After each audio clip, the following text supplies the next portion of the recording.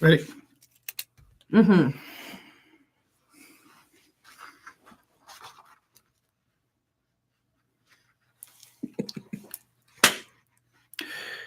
This week on Erotic Awakening Podcast, Benevolent Sexism, Alpha Slave versus Other Slaves, and how to find out what your SO really wants. Oh.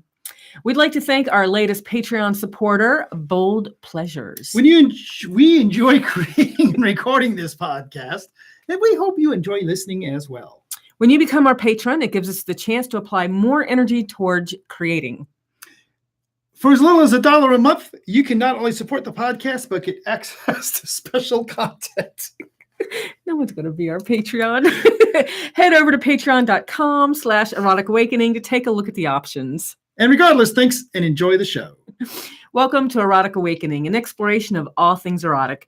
If you are offended by adult topics or prohibited by law, we recommend you stop listening right now. Right now. Hi, Dawn. Hi, Dan. Right in the middle of the intro, I looked at our screen here because we're video recording as well, and I realized I'm not wearing a hat. Oh. And also my arm looks particularly large. It Look at does. that. We have this weird 3D effect going on over there. That's awesome. Because it is in, well, I guess it's in 3D of a sort. Yeah. Even though, do not put on your glasses at this time. Welcome to Erotic Awakening. Today on the podcast, we're going to talk about benevolent sexism with D20 Dom. We are going to talk about our anniversary, which just happened, and we're going to tell you the secret to find out what your SO really wants, significant other really wants. But first on, we have a question of the day, which goes like this. Wait. What? You didn't tell me hi. I said hi, Dawn, and you just blah, blah, blah. No, you didn't. I didn't hear you. This podcast fueled by Starbucks. Starbucks. When you need to podcast and you've been up for 4 nights straight. It's been a long time. So, hi, Dan. Dawn, how are you this fine day? Good. Happy anniversary. Oh, that's why you wanted me to do that. I get it in there. Which anniversary are we celebrating this time? We're celebrating this one, which is the collar that's got the rubbed out date on it. Mm-hmm. And it is our 18th collaring anniversary. So 18 years ago, I put a collar on your ass and you haven't got out yet. Well, it's not on my ass, but it's fairly spoken. I haven't gotten out of it yet. No. Good. I think that's good. I think it's good too. So, question of the day. We're going to go jump right I'll back. jump right back. Okay. It, yeah. So, Dawn, the question of the day, and I said when I saw this question of the day, we just did this question of the day, but you said no, because I just finished transcribing that question of the day for the previous podcast. Mm-hmm. Oh my God, no sleep, and it was more poly, and you said you wanted to answer it about power exchange. Mm-hmm. So I thought I would throw it on here since we forgot we were going to answer it about power exchange. Sure. So, and this one goes, if you guys remember a couple of shows back, someone was asking that if they're in a poly relationship and the primary poly relationship ended, whether it was somebody, I don't know, somebody moved on, somebody got a different job, the relationship just ended, whatever, does another poly partner like rise up and take their place, like a job position, right? And we talked about that. And then you said you actually wanted to talk about that in regards to power exchange. Mm-hmm. So let's say you've got multiple slaves or multiple people under your collar, and the one that is seen as alpha or the primary one, or however you want to label it, if you label it, and they leave for whatever reason. What happens to the other collared submissives or slaves? When we talk about polyamory, we talk about hierarchical situations in polyamory. We're a little gentler. We tap dance around a little bit because a lot of poly people, rightly so sometimes, don't like the hierarchy language. They think it can be detrimental to say, this is my primary partner, therefore you are my secondary partner. Therefore, perhaps you're less important. When we talk about power exchange and we talk about the hierarchy of an alpha submissive or an alpha slave, there is no such conflict. I have an alpha slave. I have secondary slaves. I have slaves that are important and I have slaves that are less important. That's a reality. Dawn has been my slave for, according to this color right there, 18 years. And she is not only is she my primary slave because she takes care of me more so than anyone else, she's also alpha slave, which means that if somebody else joins the house, somebody else comes in, not only are they subservient to me, they're not subservient to Dawn, but they are lesser than Dawn. And that's very clear language on that one. And I'm confident saying that one. the role of alpha slave is not just the most important, and it's not to suggest they're the most important slave, it is they are the most experienced slave. And it means that other slaves that come in, so if I brought in a new submissive, instead of, I would say, submissive, get me a sandwich, the submissive doesn't have to say, master, how should I get you a sandwich? They go to the alpha slave and they say, how do I do this service? And I expect you, alpha slave, to be the person that teaches them that. Exactly. And I've done this before. It was hard to adjust to, but I've done this before. Yeah. Yep. And we've talked in other podcasts about why it's positive for you as the slave that's already there when a new slave comes on. Right. So the point being to that is Dawn doesn't have to move on further to be a new alpha slave.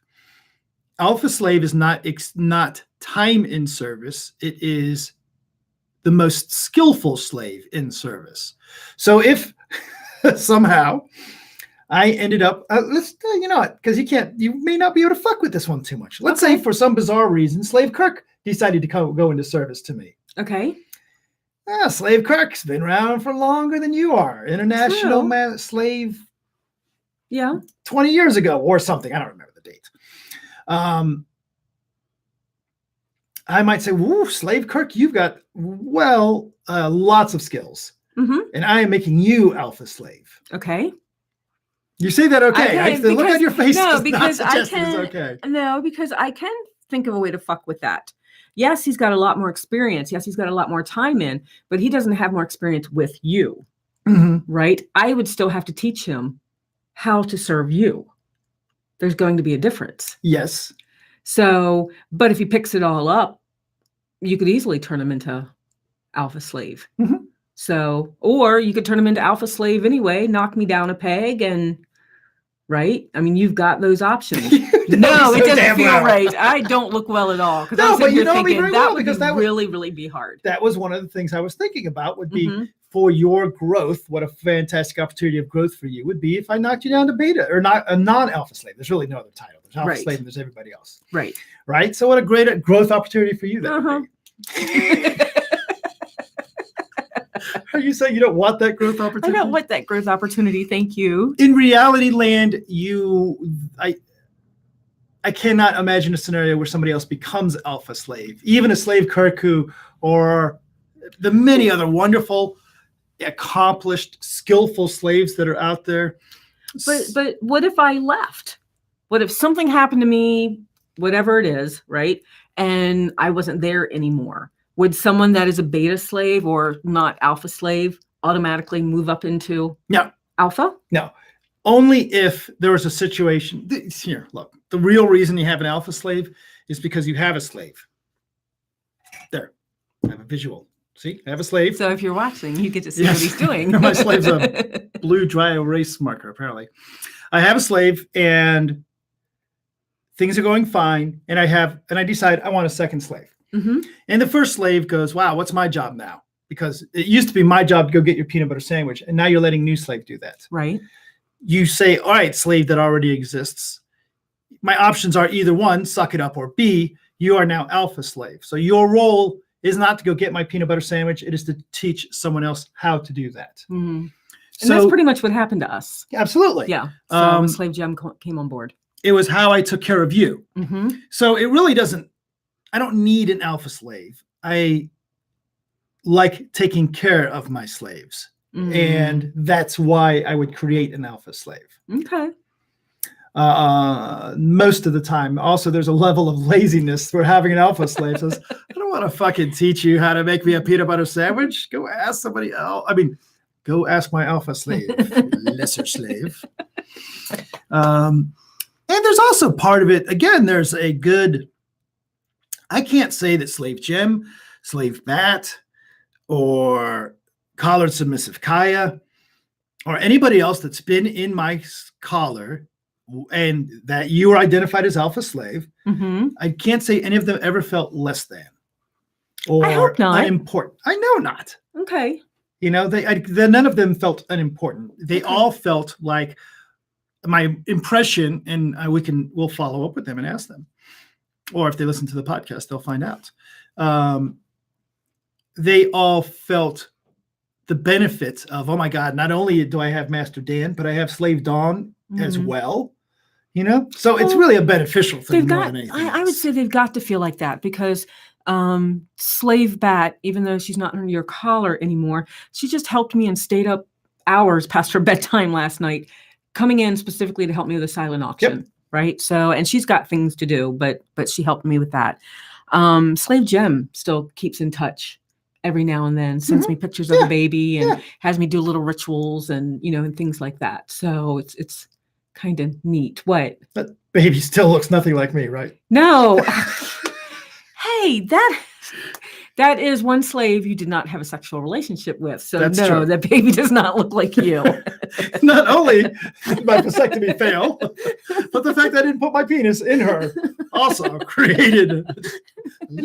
That was a leap. But yeah, but we're still friends. So I saw somebody the other day who said they're going to start a podcast that based on they sit around, they smoke a bunch of dope, and then they record a podcast. And I was thinking, what a stupid idea for a podcast. And here we are, pretty fucking silly. No, but I'm thinking that would have rocked. 30 years ago, you're getting ready to hit 30 years clean. Yeah. But can you imagine 30 years ago, man? Sitting, what did you guys? You guys didn't play D&D. You played Fantasy Trip. Right. So could you imagine just playing Fantasy Trip and be? No, I don't want you to imagine. You've got 30 years. Actually, yeah, I can imagine because what I found out is that there are occasions where who I do not drink at this point in my life, where I am around people that are drinking. Mm-hmm. And you're not as funny as you think you are. You're only funny because everybody else is drunk. But you think that you have the answers to everything. Absolutely. So I think we've gotten beyond the question of the day and we've moved on to other things. What do you think, though? Are you an alpha slave? Should you be one? Should we get rid of the entire power exchange hierarchy concept? Head over to our Facebook page. Erotic Awakening Podcast, all one word. And share your thoughts. Indeed. So we apparently just taught 3 weeks out the Polyamory Toolkit, new book that we released. Here's a picture of it. Yeah, of course, if you're watching the video, you know that I'm bluffing. It's out in the hallway. One of the neat things so yesterday we taught an intensive on the Polyamory Toolkit. We did. And as I've said, we have enough friends that when we release the book, we have enough friends that say, oh, that's a nice book. I enjoyed reading it. People are going to say that. Right. Nice people are nice. Oh, yeah. Yesterday, we had 2 different people show up. Their partners already had a copy of the book. And their partners say, no, go buy your own copy. You can't have mine. Yeah. Because I want us both to have a copy when we sit there and talk about stuff. Mm-hmm. And that's one of those neat little indicators that says, wow, this really is a benefit. That's an indicator that feels very nice. Put some stuff in there that it helped us. Maybe it'll help other people. So, and my thought is, we've got this book. We've got this intensive. So if you want us in your town, talk to your people. That can get us out there. Mm-hmm. We'd love to travel and present this in more places. Absolutely. So we have enough travel coming up, though, I think. We do have a lot of travel. So it may not be this year or it'd have to be at the end of this year. Oh, but, no. We have a month or 2 available. Do we? A month or 2. So we did talk about our anniversary. We did not mention the Erotic Awakening Instagram follower of the day, X-Jammer. Awesome. So find us on Instagram and see the picture of the day as Erotic Awakening. We're not good with having them on there every day, but we do try to make a point to have some on there. Yep. I did you know what? You have been doing really well with the Instagram for a while. I was while I was making the floggers. So now we're not doing so well. So I will go ahead. Yeah. Are you going to do one right now? I'm going to try. Let's do an anniversary selfie. We should have done that at breakfast this morning. I am not the most. You know what's really funny? Since I have officially become a novice Buddhist monk, I've become stupider about technology. I think that's the dumbest thing in the world. It doesn't even make sense. Don't become stupider about technology because I'm already stupid and I need your help. All right, there's a picture of my water bottle. The water bottle. Let's do us. Hi. Instagram picture of the day. No, I'm not going to do that. Awesome. So now we have a selfie. We're putting it on Instagram. Yes. What should we say after this little post? In the middle of recording a podcast, we stopped to take this picture. Our podcast listeners are annoyed by our silliness. All right, onward ho. Speaking of Instagram, nothing. Yeah. Instead, we're going to speak about our sexy truth time. We did a sexy dare earlier today, testing out these new microphones. By the way, hey, Patreon subscribers, thank you for buying us these fancy new microphones. Got a camera, got a microphone. We're now doing videos all the time. Good stuff. Thank you. We'll get the microphone. The sound is about 80% of where I wanted to get to, but I think you'll agree it's way better than it was, and we're going to push it the rest of the way and get it there. Nice. And again, we start off the show thanking our Patreon supporters. This is why we say thank you, Patreon supporters. We get to buy some tech, make the podcast better, and I'm hoping to make the books audible. So with the sound equipment, yes. I'm hoping to make the books audible. We are going to create audible somehow. Yep. Whoa, this is a crazy truth right here. All right. You going to ask me first? No, you go first. I go first. I beat you. I went first. You went first on the dare. That is true. I laughed my ass off because I knew. Because you knew I wouldn't do it. I did win. I will sit here in the freaking cold with my pants off, but I won't do the dare that we just did today. So that is so dumb. Okay, so Dan, what's the least sexual thing I've done that has gotten you aroused? These thinkers are hard sometimes. No, I'm going to just go off of the first one that comes to my mind. Okay. Is put something super interesting in my lunch. Oh, yeah. So Dawn every day packs my lunch. And one of the rules that we have, mostly every day she packs my lunch. And one of the rules we have is never tell me what you're going to pack. For me, it's like Christmas when I get to work. I get to open it up and say, oh, look, it's a surprise. And sometimes Christmas is better than other times. Sometimes Christmas there for a while was peanut butter with different jelly every day. Yes. I tell you, that was a better Christmas than the vegetable soup sometimes, if you ask me. Yes. But every once in a while, you will hear me say something and then poof, it ends up in my lunch a couple days later. And what I recognize from that is I know that you've gone off and gone to one of those weird stores, right? Because the stuff that's been in my lunch lately just doesn't show up in Kroger normally, I guess. Right now. Okay. No, it's not from Kroger. So I know that you're off making that extra trip. And sometimes that can actually not just make my little heart pitter patter, but sometimes it legitimately turns me on. Well, I'm going to start sitting under your desk when you open up your lunch. My coworkers will be like, damn, he really likes cookies. Awesome. Well, that is good to know. Yes. What's yours? Dawn, if you had to choose between having sex with one person for the rest of your life or never being able to have sex with the same person more than once, what would you pick? Wow. Let me read that. If you had to choose between having sex with one person for the rest of your life or never have sex with the same person again, which would you choose? Wow, interesting. That is hard because I'm poly. For one, who would I choose to have sex with for the rest of my life? Right. Or that I only be able to be with you one more time and Big D one more time and everybody else is different. Yes. And as we have found, you're not necessarily great at picking up guys. I'm not great at picking up guys or girls. But you could pick up, maybe just that's the impetus you need. Oh, wow. Oh, that's a hard one. Yep. So I'd only be able to fuck you one more time and Big D one more time. Yep. Well, we better make the most of it because that's the way you're going. That's the way I'm going. You know, I'm poly. I feel like I'm going to have more relationships, and that would, I'm with you on this one. Yeah. My concern would be, all right, I can only have sex with you one person for the rest of my life. Yeah. And then 2 months later, that person gets, and this is terrible to say, but gets prostate cancer, for example. Right. And no longer does their penis work. I could hit menopause. Yeah. And I know the group of older women that I run, probably about 60% of us have hit menopause at this point, and half of them, their sex drive soared out of the ceiling, and the other half, it bottomed out. So who knows what's going to happen? That's why I always feel like I'm on a clock, right? Yeah. Tick, tick, tick, tick, tick. So, because when I hit menopause, it could go either way or stay like it is now, you know? And we talk about how important sex is to our relationship, and that it's not the key to our relationship. It's not the key to our relationship, but I find it important in my life right now. But it does prove that it would prove out to say, look, you got to focus your relationship energy somewhere else. Really interesting. We have an interview coming up on a show soon. Sex for the sexless. That's not the exact thing, and that's why it's not on this show.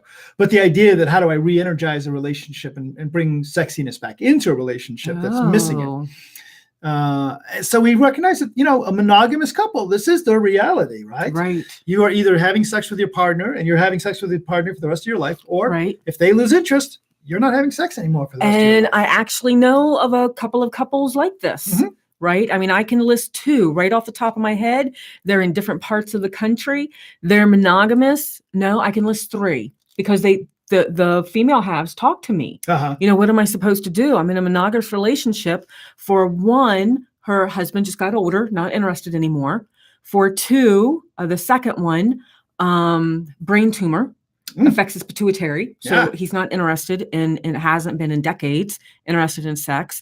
And the third one just got into a monogamous relationship, has no interest in changing that, but their partner hit menopause. So it's a lesbian couple.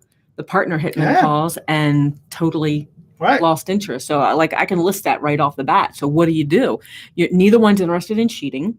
Neither one is interested in bringing up poly to their partners, actually. It is just not an option for them. So what you would counsel is, how do I deal with the fact I'm not going to have sex for the rest of my life? How do you deal with, Neat. So, I mean, 2 of them are from back home. So, and back home, poly's just not done, not in the people that I know. So. It's so funny. We started off this show so light and giggly. And now it's like, man, this is like, But it's you know what? Most of us are going to have to deal with that as we get older. A change of sexuality, a change of drive, a mismatch. And again, as you said, some people up, some people down. Yeah. And we are very fortunate that you and I have this opportunity of polyamory, that we don't have to cheat as a resort, and that we can have opportunities. If one of us loses their sex drive completely, the other person says, "Oh, that's bummer." It's a bummer. What else can we do to keep this relationship going? Right. What else do we have? And I'm going to go out Saturday night to the swing club. I'm going to go out Saturday night. And if you're having a blip with that because you're taking it personally or you're judging yourself or whatever, let's work it out and talk through it.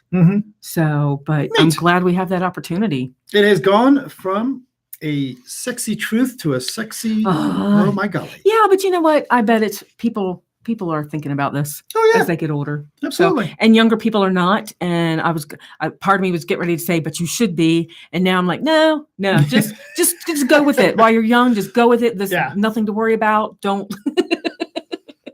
Agreed. All right, let's talk about new subscribers to the newsletter. For example, Vivi Dark Bloom from the Cleveland. Ooh, I like that. I might use Dark Bloom as my character name on our next tabletop game. I like that. Faith from Michigan. And James from New Jersey. New Jersey. Whereabouts in New Jersey, James? I knew you were going to say it like that. You used to live in the Haddonfield, New Jersey. You did. So Dawn, yes. This is not really a good one at all. It's just pretty much a statement. Okay. You and I lately have been doing reviewing the Reddit After Dark. Ask Me Anything After Dark. Where I keep forgetting it's out there. I need to go. People go over to the website Reddit. They go to a subreddit called Ask Me Anything Reddit After Dark, which is Ask Me Anything naughty stuff. And how do I get? And they ask questions. It's not Ask Me Anything. Is it Ask Me Anything? Ask Reddit After Dark. Ask Reddit After Dark. Right. And people will say, "Oh, how do I learn how to make a woman squirt?" Or what's the kinkiest thing you've done on a bus, or something like that. Fine. Today is not so much something was posted that I want to share. It wasn't anything like that. It was a life pro tip.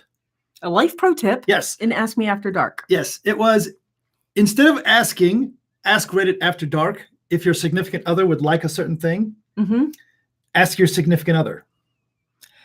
Yeah, you would think that's common sense. I would, you know what? There's no such thing as common sense. Yes. I know. It's challenging to do sometimes. So I bet it's not really something we spend a lot of time talking about, but I thought it was, sometimes that is the solution. Sometimes you see these people, they'll post, oh, I'm posting from an anonymous account because I want to, I don't think my spouse likes the way I bite her nipples, and I can't tell if she's really digging it or not. How do I tell? Yeah. Ask. Yeah. And one of the most powerful tools that you can share, that you can have to be a great lover, is not the size and shape of your penis or whether your girly bits get wet or not. It is the ability to look at your spouse and say, do you like it when I punch you in the arm like that? Does that turn you on? Yeah. What about pitching? Oh, goddamn. But do you like it? I like it. See? It hurts. But I like it. There you go. So sometimes you can't go by the look on my face. So ask your spouse. Indeed. Dawn, did you know the Ask Your Spouse podcast is higher rated than Erotic Awakening? No, don't believe it. Take a moment to support the podcast. Rate us on Apple Podcasts, Google Play, blah, blah, blah. Tell your friends. Oh, tell your friends. That was my part. Well, you can talk about... oh, no. Hey, you get to talk about this. And Chip you've got one. Guy wins. Yep. He wins 2019. I didn't see this one. It's not your kink. Oh. Chip the Tentacle Guy sent me Aw. a fruit buffet on a naked woman. Nice. Well, Dolly, our local Dolly, sent me a octopus pillar candle holder. So it would go with my octopus bookends, my octopus picture, my octopus centerpiece, my octopus. Yes. Family comes over and sees all the octopus stuff, and they're like, oh, I can get you something. And it's like, oh, you guys don't know why I like octopus, but that's okay. And it's not the octopus, it's the tentacles. Yes. The tentacles. So, which ends up being octopuses. It could be aliens. So we're about to get into our interview of the day. We don't have a lot of time to not be interviewing because we have to jump on an airplane to get to Atlanta. We are going to Atlanta when is that? 2 weeks? 2 weeks from now. Yep. So 2 weekends from now. And 2 weeks after that, we will be in the Phoenix, Arizona. We already have people lined up that want to hang out with us, which is awesome. So, and Atlanta is going to be awesome because I'm going to be talking to somebody from Kentucky. So I may be down there vending soon in Kentucky. And then you're right. So the Southwest Love Fest in Phoenix, we will be out there. And then we'll have a week, and because the following weekend, we're supposed to be in Tulsa. Mm-hmm. So we have a week between Phoenix and Tulsa that there's no reason to fly home, do laundry, fly back out. So we are taking a couple of days off between and driving from one to the other. Yep. So I don't think we've decided if we're motorcycling or driving, but I got a feeling we're driving. Just because of the luggage. I haven't figured out how to strap the suitcase on but to the can you motorcycle. imagine That'd be fun if we can figure out how to do it. motorcycling in Arizona? Well, what we can do is get a hotel room. Yes. Leave our luggage in the hotel room, rent a motorcycle, and just tool around Arizona for a couple of days, and then rent a car and drive to Tulsa. Or we could get our luggage, ship it to Tulsa, and wear pretty much the same clothes for a week as we just bring motorcycle clean underwear. around. I want clean underwear. Yeah, whatever. Clean underwear and clean socks and those boots. Oh, we could do that. A couple pair of underwear, a couple pair of socks, and some toiletries. I'm good. It would not be the craziest thing ever. I'm sure most bikers don't even have that much. I don't think you're correct about that. I like a few comforts of home. Yes. So, Dawn, we have a podcast interview tonight with our good friend D20 Dom. We have interviewed her a few times, and she's presented for us at events for us. She has, PXS. And we were talking, last time I was talking to them, we were talking about what do you want to talk about? And she mentioned benevolent sexism. And I said, I don't even know what that is. I don't either. So she ran me over to her blog, Mundane to MS, or Mundane to Miss, if you want to spell it that way. And it is about this idea. You've heard the term toxic masculinity, right? No, not really. Then I don't watch the news. If it's a news thing, I don't know. I have my own little world. Well, it's come out a lot recently, this idea of toxic masculinity. And this is more the idea that there is some challenges in the femdom themes as well. Femdom to femdom, there's this thing called benevolent sexism. And I'm not going to try and explain it too well because she does a fantastic job. Good. I want to listen to it. I wasn't there for the interview. So I want to hear it. So I'm gonna... I was going to stop there so we can segue right into Oh, it. sorry. Segue. All right, that's it. I always miss your segue. Awesome. That was good. That perked me up a little bit. Yep. 7:30. So I'm going to go finish the little project that I was working on. Okay. And then I'll go stop by the grocery store. Okay. So, and then I'll fix you dinner. When we get home, it's going to be a late-ass dinner. I'm hitting the wall right now, baby. Yeah, then you're probably getting peanut butter for dinner instead of paneer. Yeah, unless you want paneer. We'll see. All right. By the time we get back to the house and all that. All right. Oh, Well, I got to stop by the grocery store, so I won't finish working on this project. I will finish working on that at home. Does that work? Where's your I don't care. there? Where's your truth? Right there, that little squirreled up thing. Oh, cool. So what were you going to say? Are you going to head home? Are you going to do this at home? Or do you have to do it here? I can do it either place. Okay. Which one are you going to do it at? Oh, I gotta stop recording before I pull that plug.